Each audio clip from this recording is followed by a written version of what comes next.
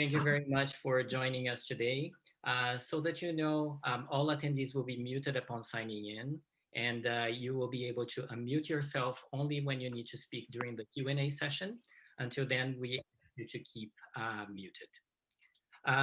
This event is going to be video recorded, so if you do not wish to be recorded or photographed, turn your camera off.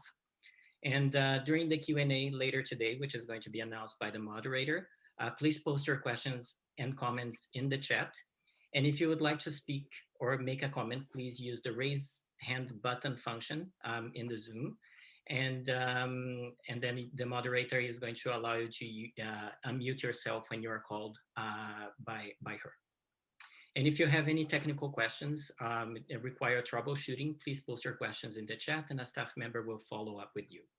And with that, I will turn it to our director of the East Asian Library, Hannah Kim, and she's going to officially open this event. Thank you. Thank you so much, Fabiano. Hello, everyone. My name is Hannah Kim. I'm the director of the Cheng East Asian Library at the University of Toronto. Before we begin, I wish to acknowledge this land on which the University of Toronto operates.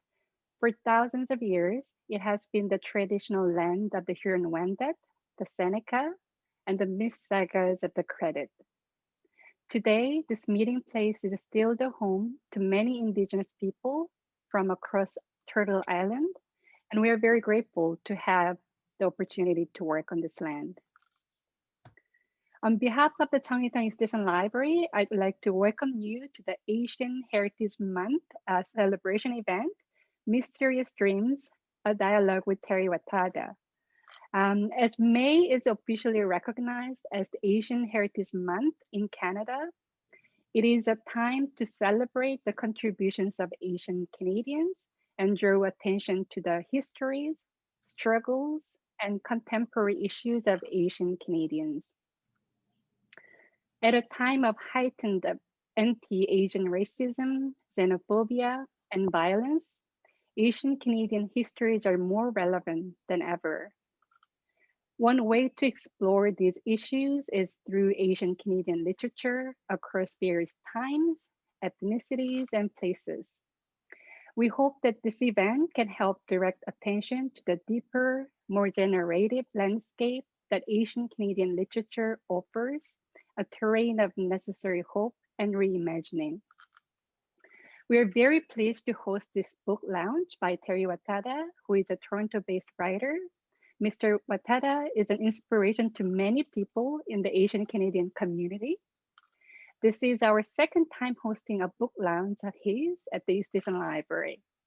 His manuscripts and books are part of the permanent collection. I'd like to thank my East Asian Library colleagues who contributed to this event planning. Fabiana Rocha, Japanese Studies librarian, Lucy Gan, Information Services librarian, and our student assistants. Thank you for joining us on this very special occasion. I hope you will enjoy the event today. Now, I'd like to introduce our moderator for the event, Professor Samara Cambrelli. She holds the Avid Bennett Chair in Canadian Literature in the Department of English at the University of Toronto. Prior to this appointment, she held a Canada Research Chair Tier 1 and directed the Trans-Canada Institute at the University of Guelph. She specializes in diaspora and Indigenous studies and has been teaching Asian Canadian literature for many years. She is the editor of Roy Kiyuka's Pacific Rim Letters and Trans-Canada Letters, and has published articles on Asian Canadian literary studies, as well as edited works by and collaborated with Roy Mickey, Fred Wah, and Larissa Lai. Please join me in welcoming the moderator of our event, Professor Cambrelli. Thank you very much, Hannah. It's a real pleasure and an honor to be part of this event today, an event marking Asian Heritage Month that features a highly accomplished Japanese Canadian author and a similarly highly accomplished Japanese Canadian educator. I feel a particular affinity with Japanese Canadians because when I first arrived in Canada as a graduate student from Greece many years ago, I settled in Winnipeg. I got there around the time that the Japanese Canadian redress movement began to get off the ground. Winnipeg, being in the middle of the country, was the place where many of the first meetings of the JC redress movement took place. And I had the privilege of getting to know Roy Mickey, who played an active role in the JC redress movement. Roy Mickey became a close friend and a collaborator, as Hannah mentioned, in many of my Canadian literature projects. And it was through him that I, as a young new immigrant, found out about the troubling and sad chapters of Canadian history, including finding out about the internment of Japanese Canadians during the Second World War. So it's my privilege to introduce to you Terry Watada. Not only is he an established author with accomplishments in different genres, but he's also a musician, songwriter, composer, and producer. Terry Watada is a poet, a novelist, short story writer, historian, playwright, columnist, essayist, a children's writer, and a journalist. He has published 4 poetry collections, including A Thousand Homes, The Game of 100 Ghosts, and the most recent collection titled The Four Sufferings, published very recently in 2020. Another poetry title, Crows at Sunset, was a finalist in the international competition Islands Book Awards held in Athens, Greece. His many essays have appeared in a large number of different publications, ranging from Maclean's magazine to Canadian literature, and they have also appeared in numerous publications in Japan. As a playwright, he has seen 5 of his plays receive main stage production in Ottawa and Toronto, starting with Dear Wes, Love Muriel. I haven't had the opportunity to see this play on the stage, but I imagine it's inspired by Muriel Kitagawa's posthumous collection of her writings called This Is My Own, Letters to Wes, her brother, and other writings on Japanese Canadians, 1941-1948, edited by Roy Mickey. Terry Watada is also the author of a short story collection, Daruma Days, and 2 manga-style comic books, as well as the author of 2 children's books and the non-fiction title, Bukio Tozen, A History of the Buddhist Church in Canada, published in 1996, which I believe was the first such book. As a fiction writer, Terry Watada has published 3 novels, The 3 Pleasures, The Blood of Foxes, and the recently released Mysterious Dreams of the Dead. Creative productivity. No wonder that he has been awarded the Queen Elizabeth Diamond Jubilee Medal and the National Association of Japanese Canadians National Merit Award. He is also the recipient of the Gordon Hirabayashi Human Rights Award, an honor given every 2 years by the National Association of Japanese Canadians. It's a real pleasure having Terry Watada with us today, and I believe he's going to read to us to give us a taste from his most recently released novel. Feel free to unmute yourselves for a second and welcome, give a warm welcome to Terry Watada. I think our time is up now. Let me express my deep pleasure, appreciation for the East Asian Library, Hannah and Fabiano and everyone else. I know I've forgotten people, but sorry. Well, Lucy, I haven't seen Lucy in years, I think, but nice to see your picture anyway. And they have always been so supportive of me and my work. And well, I feel a great deal of obligation to them as a result. And I hope I can entertain you this afternoon. Thank you. And thank you all for showing up. There are a lot of familiar faces and names, as well as a lot of people I don't know, which is nice. I'll start. I'd like to start with poetry from The Four Sufferings. which was just released at the end of 2020. Now, I had the privilege to know the Issei generation, the Issei being the pioneer generation, the first generation that came to Canada back in the early 20th century. My parents were older, much older, and my mother, she had me when I was, well, very late in her childbearing years. And I didn't realize that until I was talking to an Issei lady, I don't know, 40 years ago or whatever.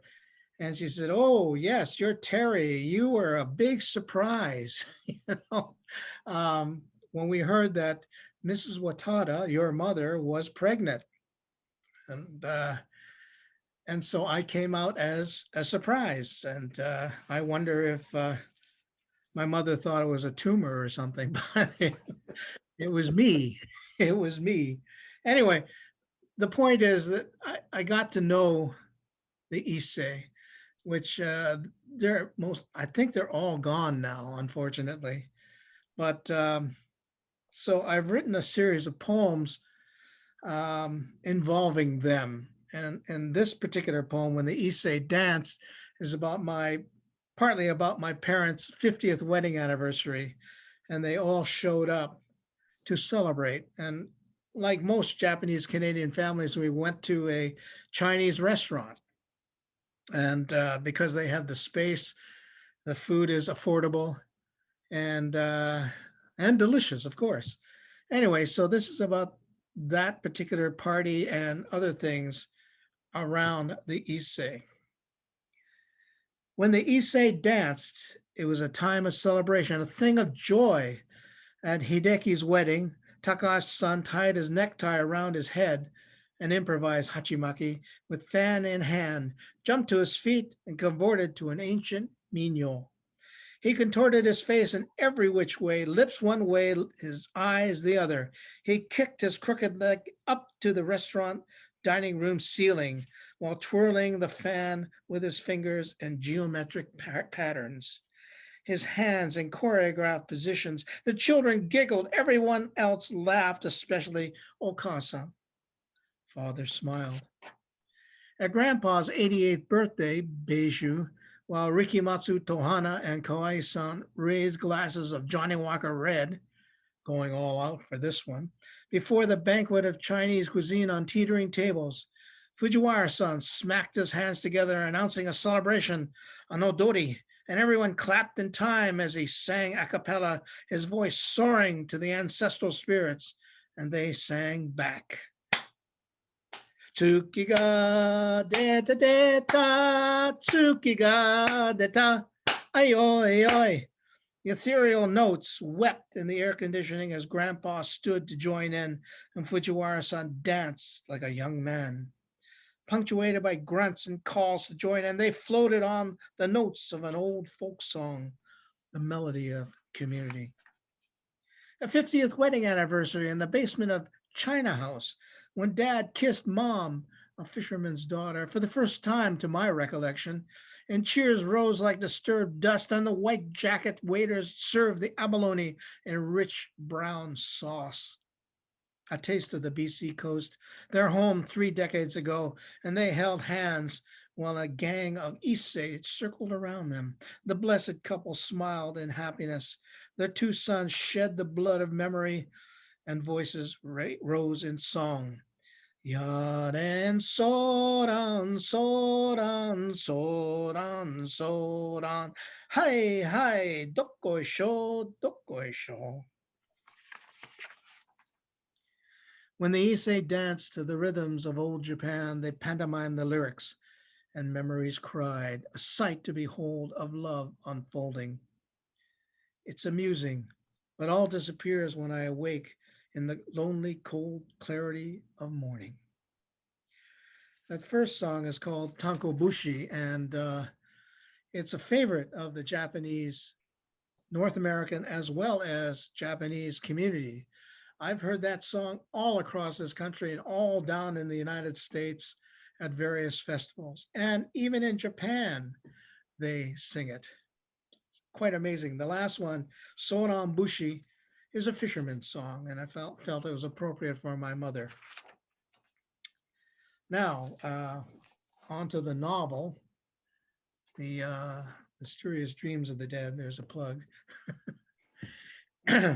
It's about the Sansei, the third generation of Japanese Canadians. Ken's generation, my generation, a lot of people in the audience's generation, what we went through. I mean, many people, Nisei especially, didn't like the Sansei for raising the issue of redress or even talking about the internment, because as they said, you weren't there. You have no right to talk about it. Well, we had every right. After all, Canadians were incarcerated, exiled, and sent east. So that play, and on top of all that, they were silent. They didn't talk about it. And I mean, I didn't learn about the internment until I was 19 in first year university, U of T, by the way. And I saw a display of photographs at a conference of Asian Canadians, and it had a profound effect on me. So much so I went to my mother to talk to her about it. She didn't like that. But after much persuasion, she finally did open up, as well as my father and my brother, who is 18 years older than I am. Anyway, so the other purpose of this book, in the writing of the book, is I like to resurrect and preserve that which has been lost. Not many people know, but south of the Robarts Library and the East Asian Library, down at Dundas and St. George or Beverly, and west of there was the area that the Japanese Canadians first settled in Toronto. The reason being that the Jewish community there were the only ones in the city that would rent them homes or apartments, and give them jobs. So, if you will, Japantown grew in that area. And they didn't call it Japantown or Little Tokyo or anything like that, but it was a vibrant community filled with businesses, institutions, people lived there. And so I wanted to preserve that because it's all gone now. And so this section of the novel is about that section. I mean, that part of town. And it centers around my protagonist, Mike Shintani, and his interpreter.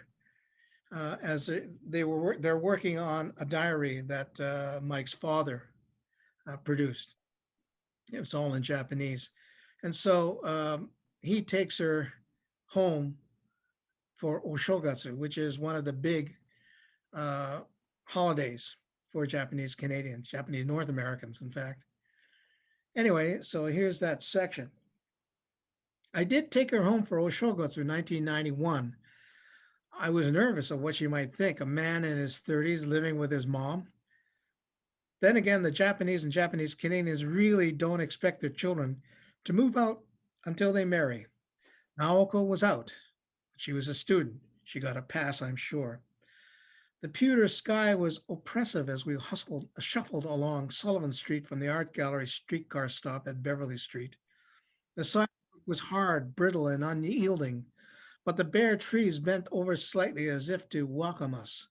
The front yards and gardens were empty since there had been no snow since last November, when the first fall came as a flurry but didn't stick. We walked hand in hand, or rather glove and mitten, even though it was as cold as a well-digger's ass. From within her heavy coat and hood, Naoko kept looking at the house members zipping by, anxious to find my mom's place. I peered into the surrounding darkness, imagining the shadows of Little Tokyo to accompany us. It actually wasn't called Little Tokyo or Japantown or J-Town back in the 1950s and 60s. It was just the neighborhood where we first lived. Every Nikkei individual and institution started life in Toronto there. The Watadas lived on McCall Street. The Ishidas, Matsubas, Kiyonagas, Nakamuras, Sugiuras, Tabuchis, and so many more lived on adjoining streets. The first Toronto Buddhist church started in a row house on Huron Street. The Reverend Tsuji and his wife lived in the crowded space. The planning of the Buddhist church on Bathurst took place there, as did that of the Japanese Canadian Cultural Center. Members of the various Kenjinkai and the political arm of the community, the Japanese Canadian Citizens Association, met in the back room of the Nikko Garden Restaurant. The New Canadian and the Continental Times, both on Queen Street near Spadina, kept churning out weekly issues with community news for a shrinking subscriber base. Nikkei businesses sprang up within the confines. The Tsuji brothers opened an auto repair garage in the back alley. Illegal, but it made money. A Japanese and later English language bookstore operated by Kameoka-san ran out of his house on Sullivan Street. The Kawasaki's corner store, with three young brothers always fighting, sat at Huron and Dundas. The food co-op nearby, operated by the Buddhist church, eventually turned into Furia, a Japanese grocery store, with a somber Mr. Ishida as the butcher and a smiling and friendly Mrs. Ishida on the fish counter. Perched above was Nikko Garden, the first formal dining Japanese restaurant in Toronto, owned and operated by Gus and Jim Kiyonaga, brothers who hated each other, so much so that Gus acted as maitre d' while Jim worked in the back. Or was it the opposite? The father's outpost east was the Ginza Cafe at Ban Dundas, where anyone could get teishoku, ochatsuke, and denbatsuke at the long counter. Other Japanese grocery stores opened and spread out around the nexus of Spadina and Dundas. Sandon Market, Sanko Trading, and the venerable Dundas Union. Harry Sugimoto, his family stuck in a house on Dundas so narrow you could touch each wall by spreading your arms, would soon open Danforth Cleaners in the East End when he made a little money. Dr. Kuwabara, family doctor, and Dr. Nakashima, a dentist, were together at Spadina and Bloor. The Nikkei youth also had fun. The Nisei Club staged parties like the Harvest Dance, the Sadie Hawkins Dance, and the Christmas Social at the Hagerman Hall, located right in the heart of the original Chinatown, much to the dismay of their Issei elders who frowned on touch dancing. Bowling and ice hockey leagues formed. Sansei attended Japanese language classes once a week at the YMCA at College and Young. The Nikkei would not move into the suburbs near and far until later, when racist tensions and restrictions eased. If they ended up living in the same neighborhood, never mind street, it was by pure happenstance. Most families didn't want to be Japanese Canadian by that point. All the Issei Nisei homes, businesses, and institutions were gone, or virtually gone, by the 90s, becoming ghosts haunting me as childhood memories does everyone.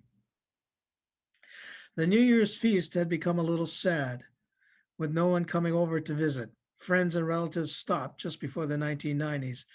Mom made a small amount of sushi, futomaki and agezushi only. She also prepared a smattering of tempura, morsels of char siu, bought at Golden City, no doubt, and a plate of chow mein, Japanese Canadian style. There was a pot of steaming rice, a staple. We weren't iconoclasts after all. But gone were the days of abundant delicacies, though Boku's mom and others still put on the hog. I stopped going, given what happened to my pal. Besides, I was no longer invited, and I understood, too embarrassed, since I knew too much. Naoko was all smiles as I opened the front door, and we took off our shoes in the hallway. I followed her down the long, dark hall to the dining room in the back. Okasan greeted her with as much warmth as she could muster. My mom's eroded face, thinning hair, and the slight stoop of her back slowed her down to a shuffle. Naoko bowed and said something in Japanese while presenting her host with a bouquet of flowers. I could see Okasan was pleased, surprised, even uplifted by my girlfriend. She always encouraged me to bring home my romantic interests, though I always suspected she wanted to check them out, make sure they were the right kind. You can marry anyone you want, as long as she's Japanese, she used to say. Though it was early in our relationship, I decided to bring Naoko home. She was the first, and it felt right. Well, Kam made the effort to bring clean plates to the table when Naoko jumped up to help. No, no, no, no, you sit. Michael, help me, she commanded. Oh, right, sorry. We spent a pleasant hour or two celebrating New Year's and my perceived escape from celibacy. With the final Ogotso sama, my mother pulled me aside. Michael, you had better be careful with this one. Why? Well, she's Japanese. I thought you'd be pleased. Yes, but you aren't used to such girls. They're so different from Canadian girls. They're not spoiled sensei. You're nuts, Ma. She wanted me to date Japanese. And now that I was, she seemed to be telling me to dump her. Michael, she said, as grabbed my arm. Yeah, Ma, she's not what she seems. Yeah, I always felt sorry for Michael, you know. Anyway, and other senseis as well. Um, how long are we supposed to go with this? We still have time to read another excerpt if you want. Okay. I thought I'd switch topics again. I've been thinking about the anti-Asian violence going on in our society now, and so I came to write a new poem, which hasn't been published yet, but I feel it is relevant. Anyway, this is called Found Poem. I was lost as I wandered into an alien world full of pale creatures with blue eyes and strangely colored hair. Images flourish, blonde women and loose dresses on the arms of tall and handsome men in movies, TV shows, magazines, everything and everywhere. Words poured onto the ground before me. I was the enemy alien. I became the dirty Jap, the slant, the gook. I was beaten, thrown to the ground, kicked, spat upon. I was crippled, murdered. I am a virus. I am the Kung Flu. I am 10, 17, 27, 50. I am 80. Sadness seeped from my eyes, rolled down my cheeks, and fell to the warm earth, absorbed and crystallized below the surface, never to melt in the glowing sun. But it's all right. Drifting into the past, strains of music mixed in and carried on, clouds of psychedelic smoke colored my ears in a house back in 1972. Martin and Sean, brothers linked in an Asian defiance through brotherhood and sisterhood. We will fight another day. I am home, whole. I am found, like a poem discovered in a printed page. And as Sean said an age ago, I haven't been called a chink in years. That harkens back to a time in 1972 when the first Asian Canadian conference took place in Toronto. And indeed, Sean Gunn is a poet, and he wrote that poem, I haven't been called a chink in years. Anyway, that's my reading. Thank you for listening. Thank you so much, Terry. So the next part of our event involves a conversation between Terry and Ken Noma, and it's my pleasure to introduce Ken. To introduce him as simply a retired teacher would mean ignoring his many accomplishments, not only as a dedicated and innovative teacher, but also as someone who has contributed a lot, both to the Japanese Canadian community and the community at large. Ken received his Bachelor of Arts from McMaster University and a Bachelor of Education and a Master's of Education degree from the University of Toronto. He taught social sciences for 30 years for the former East York Board of Education and the Toronto District School Board at Mark Garneau Collegiate Institute until he retired in 2006. At the East York Board of Education, he developed and implemented Ontario's first system-wide Pacific Rim education initiative that consisted of high school Asian credit courses in history, language, anthropology, and business. That was quite a vision. He also served as the anti-racist consultant for East York. He has been active within the Japanese Canadian community of Hamilton and Toronto for many years, beginning in 1975, and has played an active role in the Japanese Canadian redress movement. He is a founding member of the Annex Seniors Drop-In Center and a founding member and past president of the Greater Toronto chapter of the National Association of Japanese Canadians. From 2010 to 2014, he was the national president of the NAJC and its executive director from 2014 to 2017. Like Terry, he's the recipient of the Queen Elizabeth Diamond Jubilee Medal in recognition of his great volunteer work within the community. In 2018, he received the Japanese Foreign Minister's commendation for his involvement in the promotion of friendship between Japan and Canada. Ken, it's a real pleasure to have you with us today, and I look forward to your conversation with Terry. Please go ahead. Thank you. Thank you very much. Terry, it's good to see you. It's seeing you, yeah. I'm missing our breakfast meetings at the Sunset restaurant. But anyways, congratulations on your book and your book of poetry as well. Thank you. I have to tell you, your novel took me back memory lane. That whole Dundas, Padana area, trying to sober up a Saiwus early in the morning so I could go and teach high school kids. It's or at Nico Gardens where they served special tea because they weren't licensed. But anyway, should have mentioned that. But anyways, let me start off by asking you some questions. Now, your novel sheds light, I think, on the Angler POW camp, where about 650 Japanese Canadians were interned, and on top of that, the lesser-known story of about 200 Japanese Canadians who refused to leave Angler POW camp after the cessation of hostilities. And this is something that is not commonly known to myself, and I think the large majority of Japanese Canadians. Now, I'm curious to know, how did you find out about these protesters? And in your opinion, why is it important that this information helps to counter the public image of Asians being a model minority? Yeah, well, I discovered this incident, if you want to call it that, when I was doing my research for the Buddhist book.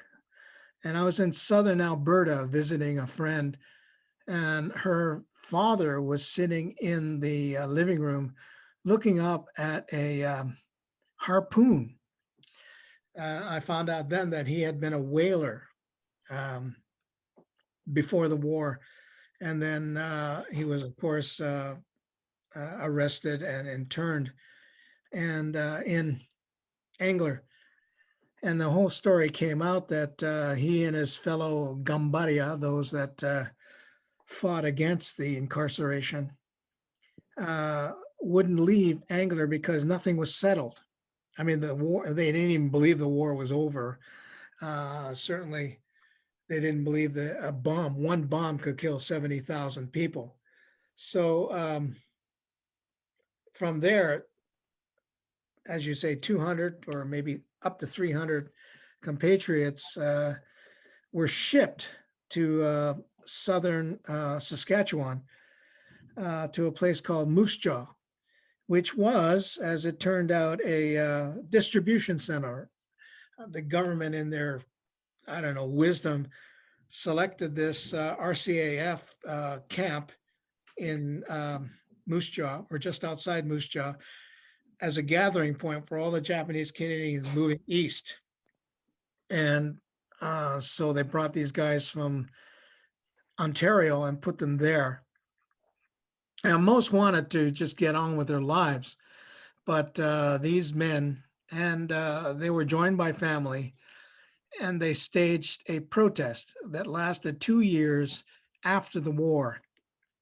And even after the end of 2 years, when they're forcibly dragged out of their Quonset hut and deposited out in front of the camp, they continued protesting. By that point, it dwindled down to 2 men who kept going from that point. And I think they lasted another 2 months before they gave up the ghost. Other than the pure stubbornness of these men, I had to admire the fact that they were willing to stand up for their rights and fight against it. It not only against the government, but it fights against the stereotype that has arisen about Japanese Canadians, lying down and taking it, right? And I wanted to illuminate that or elucidate that in order to show that there is another side to the Japanese Canadians. They all didn't just simply cooperate and move on with their lives. They all didn't do exactly what the government told them to do. They fought back. Mm-hmm. And I think, throughout those internment years, you can recall instances of passive resistance. The photographs of the RCMP rounding up fishing boats. And in the midst of those fishing boats, you see a few of them ready to sink. Mm. And, the Japanese Canadian fishermen took great pride in keeping their boats spick and span. And my suspicion has always been that they drilled holes in it. Or there's stories of Japanese Canadians throwing samurai swords, their family heirlooms, into the Fraser River, or suits of armor so that they would not fall into the hands of Canadians. So I think it's a chapter that needs to be examined further, but it's interesting. Now, although very few Sanseis, the third generation, were interned, yes. What do you think drove others to actively become involved in the redress movement?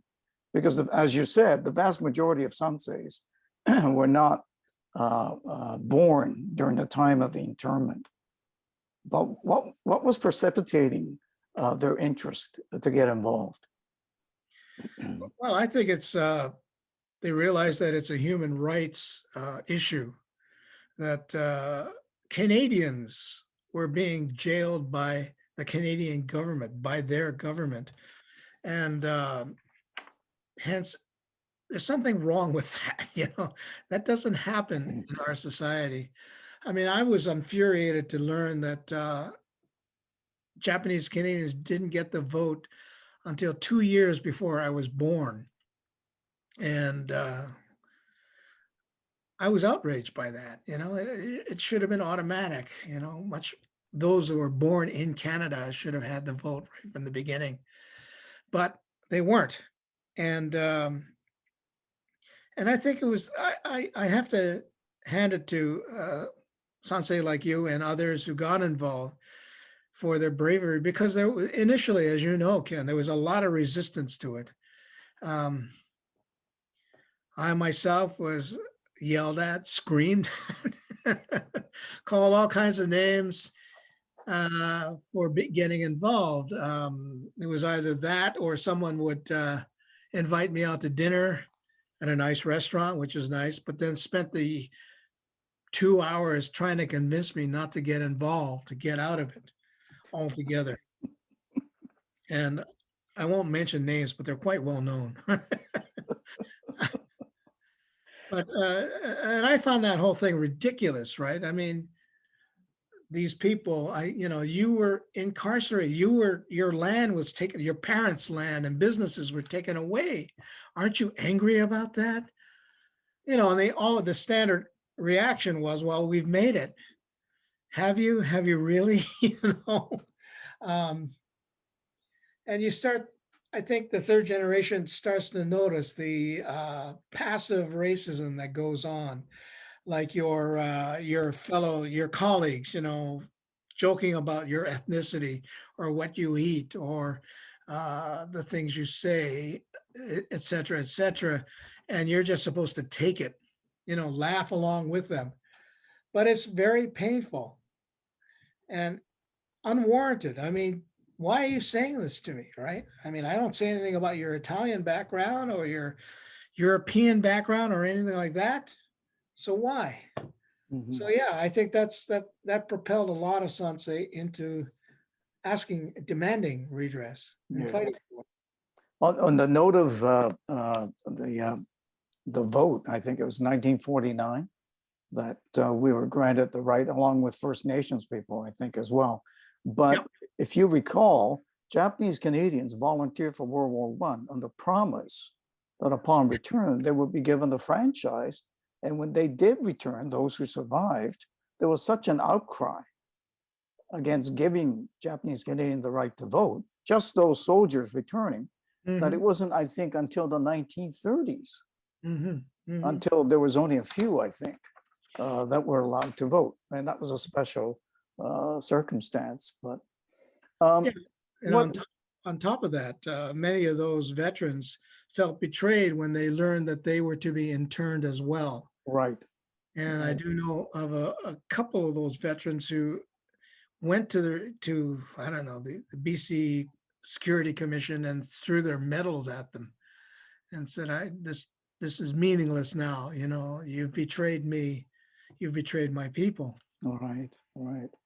What strikes me in this novel, Terry, is the tremendous indifference by the Japanese Canadians in your novel towards the internment and also the redress movement. Okay, and do you think that that was an accurate reflection, since you've gone through that and having had people criticize you and so forth? Do you feel that that was the case accurately? I think there was a great fear that exposing this sort of truth there would be a backlash against them, even though it was 50 years after the fact or 40 years after the fact. And yeah, I think it really did happen, that there was this fear.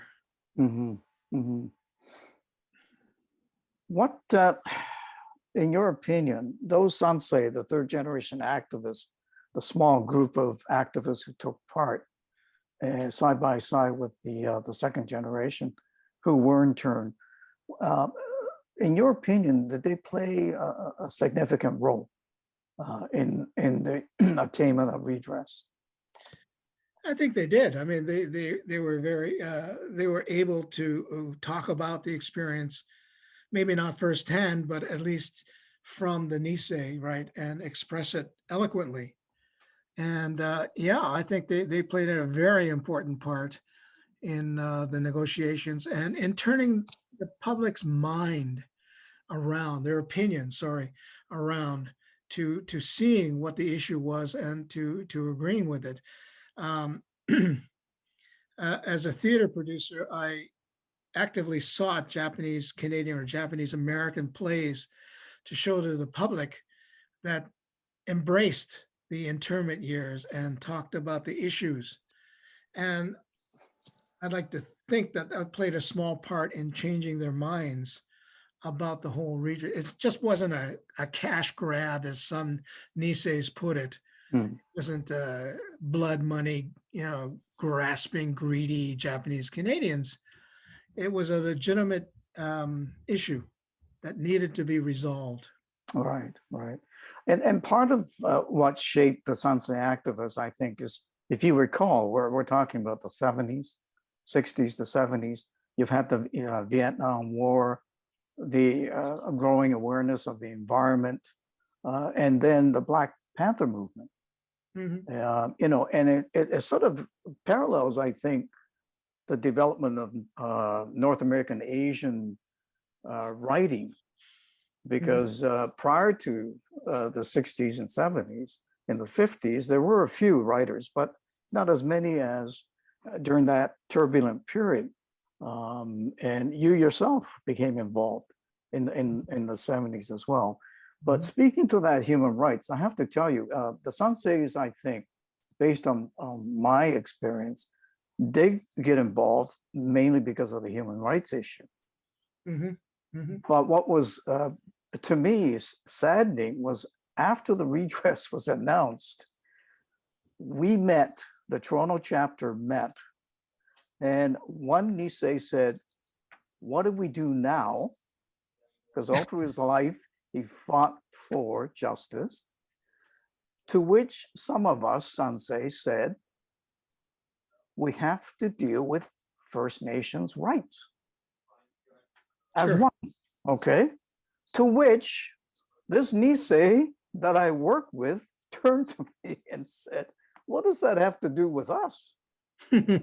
Like the whole thing. And then another Nisei, not mentioning names, when the discussion said there's a community fund that's going to be made available as part of the individual settlement as well, what should we do with that community fund? To which someone said, a Nisei, well, I think the third generation who helped us should share in this. To which another Nisei said, no, it's not their money. Okay. So in a nutshell, here we are struggling for years to attain, redress because of the issue of human rights.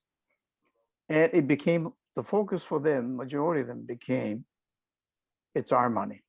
But I digress. Let me, Terry, personally, that I hate the Japanese term, shikataganai. It can't be helped. It just broils me when I hear a Nisei use that term, shikataganai, because to me, it's fatalism. Okay. In your opinion, is that term, shikataganai, was it used by the Nisei as a convenient excuse not to delve into the term in years? Just simply put your hands up in the air and say, it couldn't be helped, let's move on. I think most Nisei and Issei saw that there were overwhelming odds against them. And the government did separate people.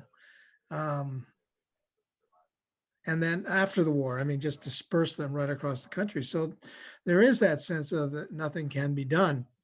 But I think in one of our discussions over breakfast, I think you posed the opinion that shikata kanai can also mean I have no choice. And I like that interpretation. I have no choice but to fight. Yep. And that's what I think some of the enlightened Nisei, and certainly that segment of the Sansei community who wanted to fight against the government, saw it as they have no choice but to fight. This is it, As for what to do after, I can tell a little anecdote about my own brother, who all the way through the redress campaign told me I was an idiot for trying and get out of it, et cetera, et cetera. I didn't blame him because, he's 20 years older and had gone through the whole experience and was basically afraid of what would happen. But when he got it, of course, he kept the money. And he said, Terry, I understand you've been invited to the Chinese Canadian National Council to talk to them about the redress campaign. I said, yeah, they want redress for injustices done. To which point he said, they'll never get it. Forget about it. Don't even bother. I thought, wait a minute. You've just been through. Oh, well, anyway. Okay. At the end of your novel, and I got to quote the line, quote, "We will all die unhealed," end quote. Now, I suspect that most readers, and this is it, that's the last word in your novel, will interpret this statement that life is without hope And to me, as a Buddhist, I see the opposite here.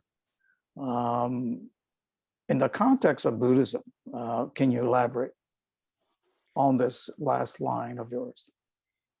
I think what it points to is the fact that you have to accept things as they are and move on from there, as it were, to feel grateful for what has happened and to become enlightened. And the fact that we are unhealed adds to that. We can go from there, seek healing if you want to. Ideally, you would want to. But it's a whole generation of people, and actually visiting the next generation as well, because the answers are not there yet totally. I mean, as you know, the teaching of the internment in schools has diminished almost to nothing now. Yep. Maybe a passing mention, right? But we are unhealed, and we should keep talking about it and try to get it out into the schools and into the public conversation, and connect it with the Native communities, the other visible minority groups. And as we were talking about before, the anti-Asian violence, it's the unhealing there that is bringing attention to us. And if we don't fight against it, we're going to lose. Exactly.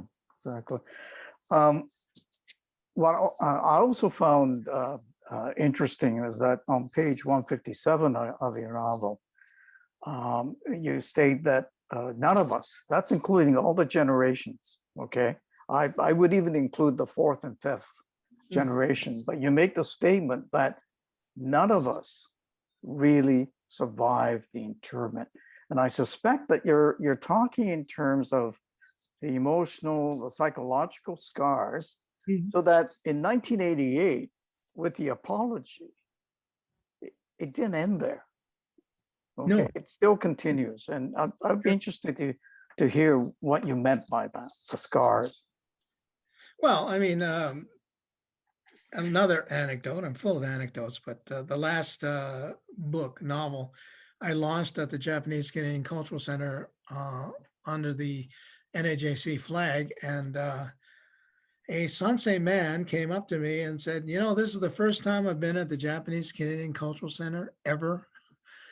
And I said, this is an innocuous place. It doesn't really represent Japanese Canadian community or anything. And yet you felt you didn't want to come here at all. I mean, we delved into it a little more, and it's just, this is the part that doesn't survive, right? I mean, we to get that mindset that you don't want anything to do with the Japanese Canadian community, or even by extension, the Asian Canadian community,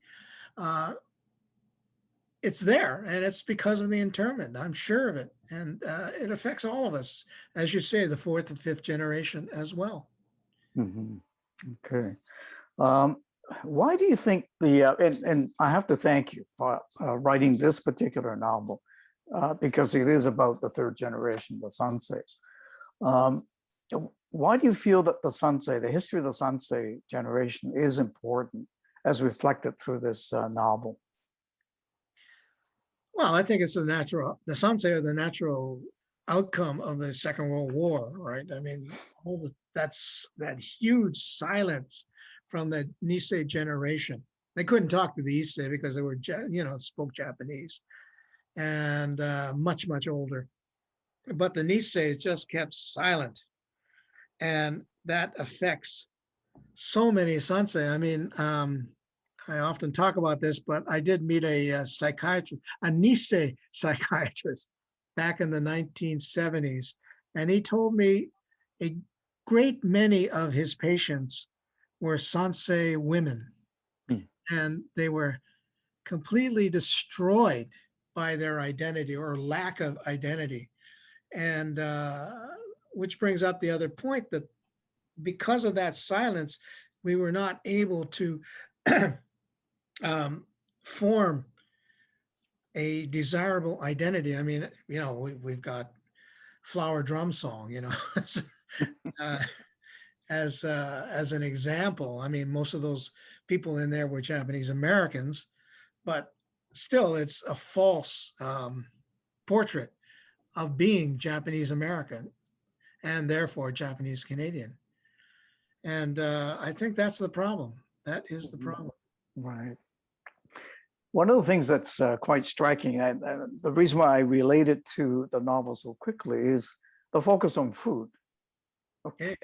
Hey. We've shared a lot of meals together in some pretty seedy restaurants, but why are things like Oshogatsu, New Year's, and other foods so central, so important? And it is part of our identity. Now, it's Japanese Canadian, not Japanese from Japan, right? So, we have things like Cumberland chow mein, which is from Vancouver Island, that has crossed over, and or chow mein sandwich. But why is food so important to our community? Well, it's our link to the past. It gives us a sense of continuance. I mean, our grandparents made oshechi, the Japanese feast at New Year's, and that essentially has changed in Japan. I don't think you even do it much over there anymore, but here, it is that sense, and it also draws us together, as a family. Unfortunately, as I said in my excerpt, that few Japanese Canadian families do it anymore. They prepare the food. My parents used to spend all New Year's Eve, making the food, preparing it, getting it together, and displaying it proudly on New Year's Day. And all day long, people would come, uninvited mostly, and they would, which is fine to my parents. And they came in and sat down and broke sushi, I guess, and then drank with my father, and went on to the next house. And that certainly gives us a sense of community. Now, interestingly enough, the man of the house, my father in particular, and my brother went out by themselves to visit all these people, friends. We didn't have any relatives per se, but they went and visited them while my mother stayed home. And I remember feeling so sorry for her that I asked her to come along, and she just simply refused. And I finally found out why. When they first came to Canada, first New Year's, my father took my mother, his new bride, to his boss's house for, sit down conversation, drinks, and food. And the boss's wife tore a strip off her for abandoning her house and not welcoming, not being there to welcome people on that day. And so it becomes a very important part of the community. And it's unfortunately by the 80s and 90s, that fell away. And first step was that families would only get together. And if you didn't have a family, you weren't getting together. Certainly I didn't have any family other than my close relatives. And then after that, they just stopped doing it altogether. Nisei passed away, and the Sansei either didn't know what to do or they just forgot about it altogether. Right. That is a great loss. It is. Yeah, it is. And this story, I think I shared with you, Terry, was that I was sitting across the table at a gathering, having a bento lunch, I think. Oh, yeah. And the sensei picked up a boiled Chinese radish, to which she said, "What's this?" And her Caucasian husband said, "That's daikon." And it just, I just had this moment where, what is the matter with you? If you don't know the basic ingredients going towards a Japanese meal, a Japanese Canadian meal. So I was taken aback. But to me, food is the grounding that I think all communities have, you know. And again, as I said, it's not Japanese from Japan, but it's Japanese Canadian. I'm curious, Terry, because I've often heard you say that your novels generally have been well received in the West, and there seems to be more criticism in the East, meaning Toronto. I'm just curious to see how this particular, the book of poetry and this novel, but also other works, how have they been received within our community and then in general, the larger Canadian community? Well, as you know, Sansei, Yonsei are reluctant to speak up and to praise or criticize, for that matter. And so I hear things through the grapevine.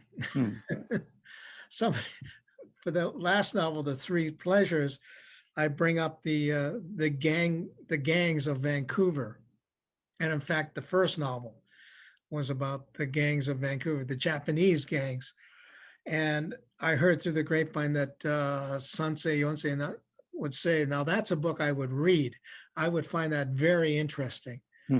And I don't know if they bought the book and read it, but you know, that I think that is the that is a result of people unwilling to talk to me or anybody about it.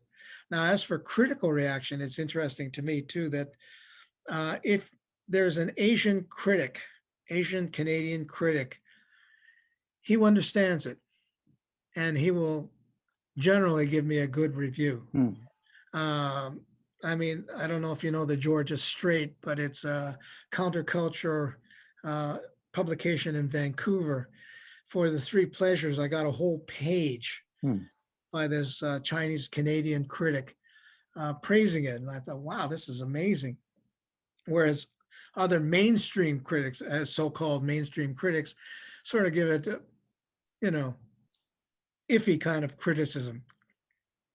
And I think it harkens back to a paper written by Professor Ron Tanaka, an English professor at UBC back in the 70s. And he talked about the Sansei artist. And he specifically said that as Sansei artists, we write about opacities in our culture, things that cannot be understood by the general public. And so, since they can't understand it, they will write negatively about it. And I feel that that's what I come up against all the time. I won't comment on the successful Japanese Canadian writers or Chinese Canadian for that matter. But a good point to open up the conversation. Okay.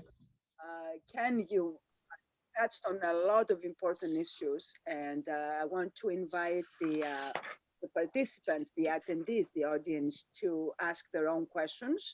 You can unmute yourself to ask your question, or you can place your question in the chat area and I can read it out for you. Or raise your hand, use the option of raising the hand. While you're thinking about your question, if you have any, I want to ask you a question, Terry.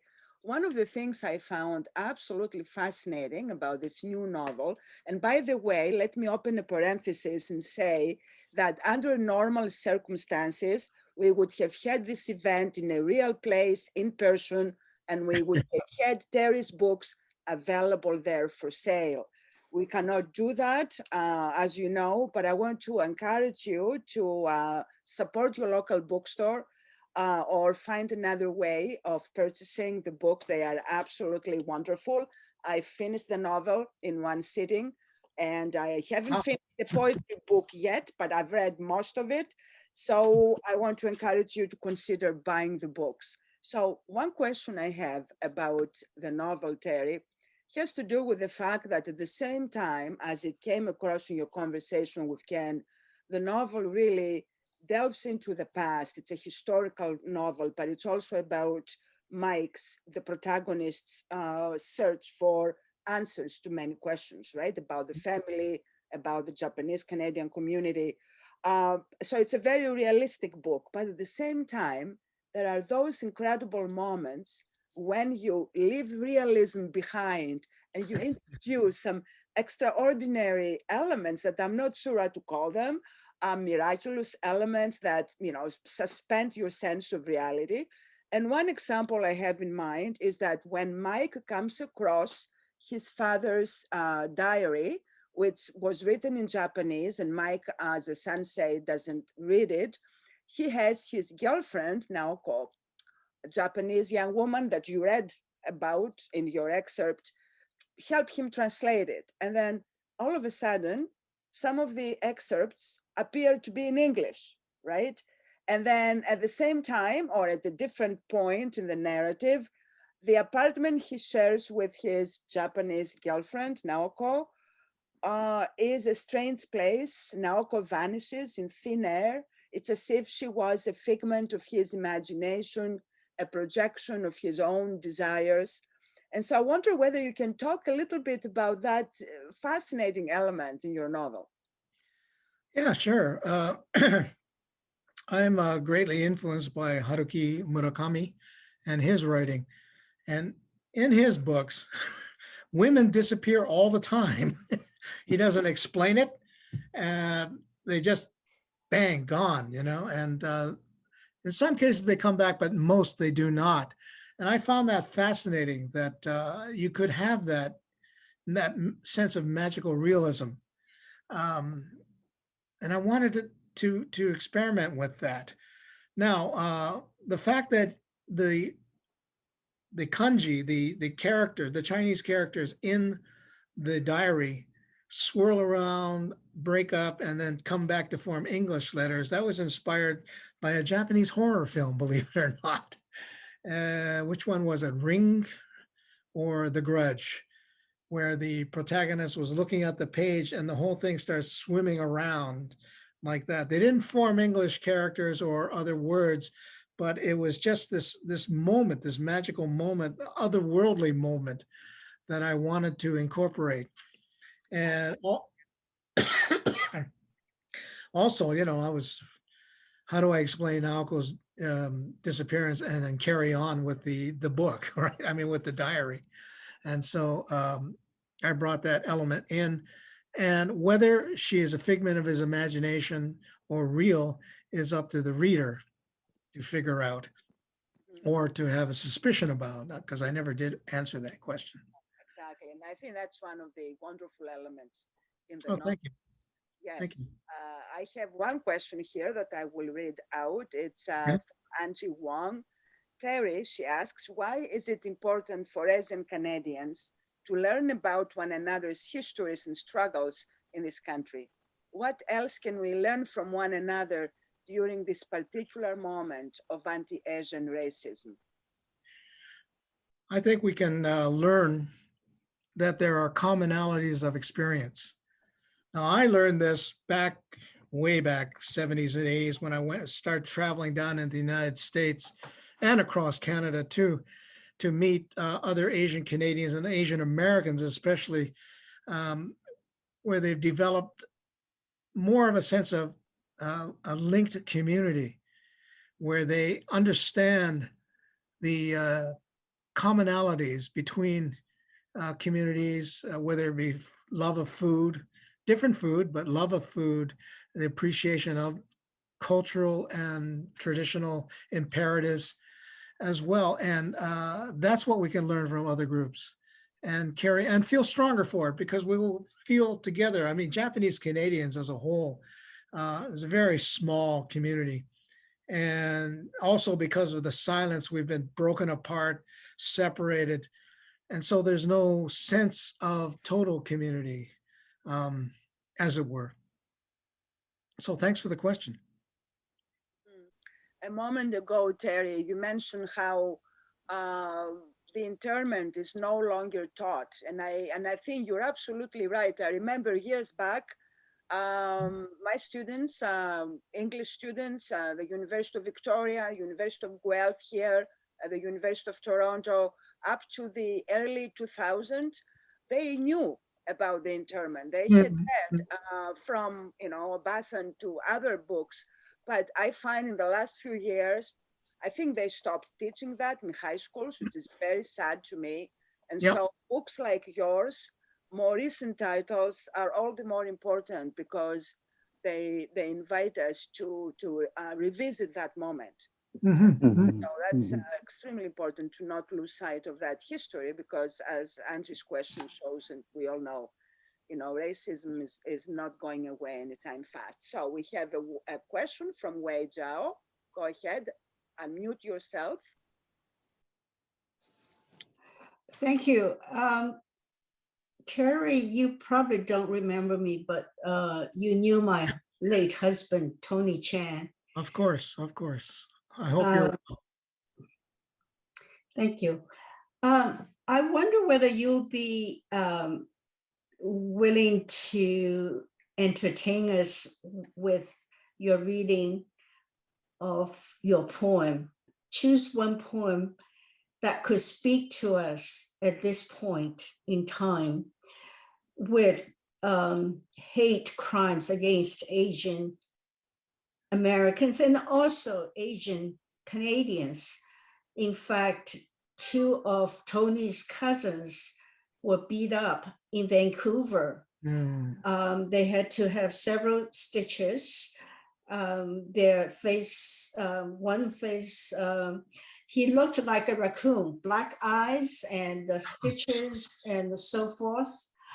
And also just on the international scene, the violence we see in the Middle East, in Palestine, the kind of rhetoric against China, whether or not it's deserved. It didn't quite stop with the change in administration. So I wonder whether you can pick a poem of yours and read to us, kind of as a healing thing for all of us. Well, I did read a poem at the beginning on that subject exactly. I could read it again. I'm sorry I was late. Right. Should I read it again, or? I think you should. It's a poem that really speaks to the moment. Okay. I've got to find it here. Okay. Thank you for your indulgence. Anyway, this is a poem about anti-Asian violence that occurred to me while listening to all the news reports and terrible stories about Tony's cousins and everyone else's personal stories. It's called Found Poem. I was lost as I wandered into an alien world full of pale creatures with blue eyes and strangely colored hair. Images flourished, blonde women in loose dresses on the arms of tall and handsome men in movies, TV shows, magazines, everything and everywhere. Words poured onto the ground before me. I was the enemy alien. I became the dirty Jap, the slant, the gook. I was beaten, thrown to the ground, kicked, spat upon. I was crippled, murdered. I am a virus. I am the Kung Flu. I am 10, 17, 27, 50. I am 80. Sadness seeped from my eyes, rolled down my cheeks, and fell to the warm earth, absorbed and crystallized below the surface, never to melt in the glowing sun. But it's all right. Drifting into the past, strains of music mixed in and carried on clouds of psychedelic smoke colored my ears in a house back in 1972. Martin and Sean, brothers linked in an Asian defiance. Through brotherhood and sisterhood, we will fight another day. I am whole. I am found, like a poem discovered in a printed page. And as Sean said an age ago, I haven't been called a chink in years. Okay, thank you. Thank you, Terry. You're welcome. One more question from Arlene Chan. Arlene, please unmute yourself.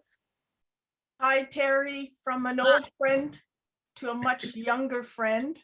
I've known you for many, many years, and I really applaud your work as a pioneer, as an Asian Canadian writer, poet, singer, musician. And I know you've kind of touched on this topic, but how did you feel? Like, did you feel the weight and responsibility of being such an important voice for your community? I mean, because you've been active for decades, and so you were out there breaking, glass ceilings, and there must have been a lot of weight on your shoulders, being this, lone voice in the wilderness, so to speak. Well, that's an interesting question. Thanks, Arlene. I appreciate that. Well, I guess I've never thought of myself as an important voice in this, whole thing, and but just a persistent one, because it's what I felt and felt I had to say. Whether people accepted it or not is another question altogether.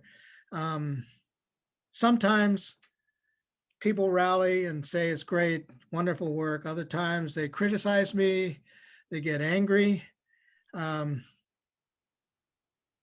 I just take it as it comes, as it were, and just keep going and hope that some of my feelings and my words will land in people's minds. Yep, That's all I can do. Yeah, because you mentioned that you were invited by the Chinese Canadian National Council at the time that working on the campaign for the head tax redress. And so, I mean, because again, you were out there, and there weren't too many people out there that had that same kind of, ability to sing and write music and poetry as you were doing. So I think the work that you've done has been incredible, and I'm very proud to call you my friend. Hey, we should get the band together again, Thank you, Terry. Thank you, Arlene. We were in a Chinatown rock and roll band back in the 60s. Arlene and her brothers and friends of the family. One of the best times of my life. Any more questions or comments?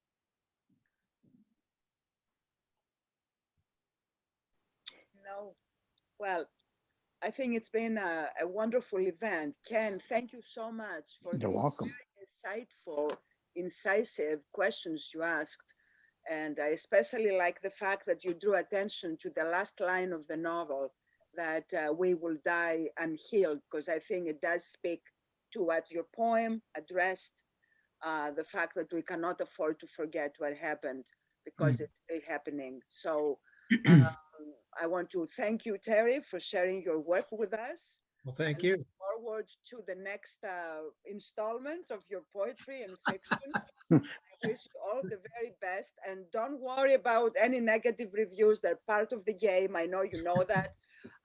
So I want to thank all of you for attending, for your questions, and of course Hannah-Kin and her collaborators for hosting this event and making it possible. So thank you very much.